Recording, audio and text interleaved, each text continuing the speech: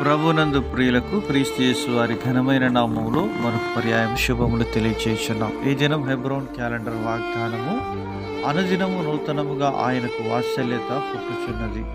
విలాప వాక్యములు 3వ అధ్యాయం 23వ వచనములో దేవుని యొక్క వాక్యము ఈ విధంగా తెలియజేస్తుంది. ప్రియమైనటువంటి దైవ జనాంగమా, దేవుడు తన ప్రజల ఎడల అనుదినము నూతనముగా వాత్సల్యత కనపరిచే దేవుడుగా ఉంటున్నాడు. ఎందుకనగా ఆయన కోపము నిమిషమాత్రం ఉంటుంది, ఆయన దయ ఆయుష్కాలమంతా ఉంటుందని దేవుని వాక్యం సెలవిస్తుంది. ఒకానొక సమయంలో దైవజనుడు దావీదు జనులను లెక్కించి దేవుని యొక్క ఉగ్రతకు పాత్రుడిగా చేయబడినప్పుడు 2వ సమూయేలు గ్రంథం 24వ అధ్యాయం 14వ వచనంలో గాదు ప్రవక్త ద్వారా దేవుని యొక్క ఉగ్రతను దేవుడు తెలియజేసినప్పుడు దావీదు చెప్తున్న మాట, అందుకు దావీదు, నాకేమీ తోచకున్నది, గొప్ప చిక్కులలో ఉన్నాను. యెహోవా బహు వాత్సల్యత గలవాడు గనుక మనుషుని చేతిలో పడకుండా యెహోవా చేతిలోనే పడుదునుగాక అని దావీదు గాదు ప్రవక్తతో చెప్తున్నాడు. ప్రియమైనటువంటి దేవుని ప్రజలారా, మనుషుల చేతుల్లో పడడం కంటే దేవుని చేతిలో పడడమే ఉత్తమం. ఎందుకనగా ఆయన బహు వాత్సల్యత కలిగిన వాడు. 77వ కీర్తన 9వ చరణంలో కీర్తనకారుడు ఆసాపు చెప్తుంటున్నాడు, దేవుడు కటాక్షింపక మానినా ఆయన కోపించి వాత్సల్యత చూపకుండునా అని దేవుడు సెలవిస్తున్నాడు.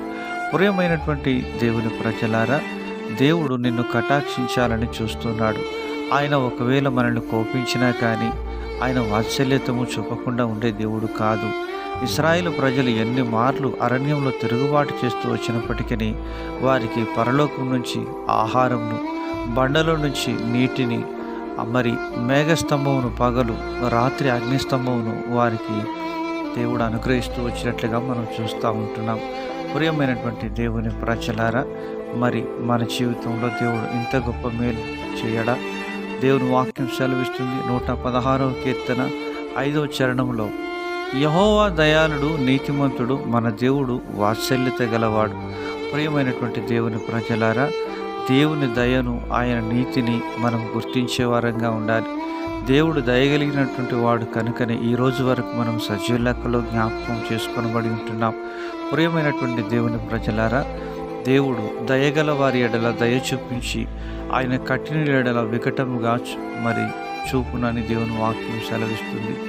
ప్రియమైనటువంటి దేవుని ప్రజలారా, మనం దేవుని దయను లోకానికి చూపించే ప్రతినిధులుగా ఉండాలని దేవుడు కోరుచూ ఉంటున్నాడు.